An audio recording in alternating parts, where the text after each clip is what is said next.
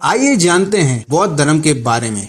बौद्ध धर्म के संस्थापक गौतम बुद्ध थे। इन्हें एशिया का ज्योतिषपुंज कहा जाता था, light of Asia. Gautam Buddha का जन्म 563 ईसा पूर्व में कपिलवस्तु के लुम्बिनी नामक स्थान पर हुआ था। इनके पिता शुद्धोधन साक्यगढ़ के मुखिया थे। इनकी माता माया देवी की मृत्यु इनके जन्म के 7वें दिन ही हो गई। इनका लालन पालन सौतेली मां प्रजापति गौतमी ने किया था। इनके बचपन का नाम सिद्धार्थ था। गौतम बुद्ध का विवाह 16 वर्ष की अवस्था में यशोधरा के साथ हुआ। इनके पुत्र का नाम राहुल था। सिद्धार्थ जब कपिलवस्तु की सैर पर निकले तो उन्होंने निम्न 4 दृश्यों को क्रमशः देखा। बूढ़ा व्यक्ति, एक बीमार व्यक्ति, शव और एक सन्यासी। सांसारिक समस्याओं से व्यतीत होकर सिद्धार्थ ने 29 वर्ष की अवस्था में गृह त्याग किया, जिसे बौद्ध धर्म में महाविनिष्क्रमण कहा गया है। गृह त्याग करने के बाद सिद्धार्थ बुद्ध ने वैशाली के अलार कलाम से सांख्य दर्शन की शिक्षा ग्रहण की। अलार कलाम सिद्धार्थ के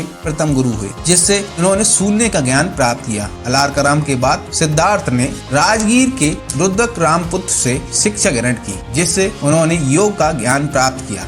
गुरुबेला में सिद्धार्थ को कौंडिन्य, बप्पा, भादिया, महानामा एवं असागी नामक 5 साधक मिले। बिना अन्न जल ग्रहण किए 6 वर्ष की कठिन तपस्या के बाद 35 वर्ष की आयु में वैशाख की पूर्णिमा की रात निर्जोना फल्गु नदी के किनारे पीपल वृक्ष के नीचे सिद्धार्थ को ज्ञान प्राप्त हुआ। ज्ञान प्राप्ति के बाद सिद्धार्थ बुद्ध के नाम से जाने गए। वह स्थान बौद्ध गया कहलाया। बुद्ध ने अपना प्रथम उपदेश सारनाथ ऋषिपत्तनम में दिया, जिसे बौद्ध ग्रंथों में धर्मचर्क प्रवर्तन कहा गया है। बुद्ध ने अपने उपदेश जनसाधारण की भाषा पाली में दिए। बुद्ध ने अपने उपदेश कौशल, वैशाली, कौशाम्बी व अन्य राज्यों में दिए। सर्वाधिक उपदेश कौशल देश की राजधानी श्रावस्ती में।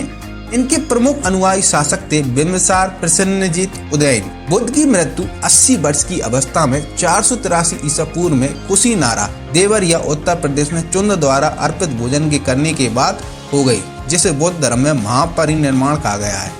एक अनुश्रुति के अनुसार मृत्यु के बाद बुद्ध के शरीर के अवशेषों को 8 भागों में बांटकर उन पर 8 स्तूपों का निर्माण कराया गया। बुद्ध के जन्म एवं मृत्यु की तिथि को चीनी परंपरा के कैंटोन अभिलेख के आधार पर निश्चित किया गया है।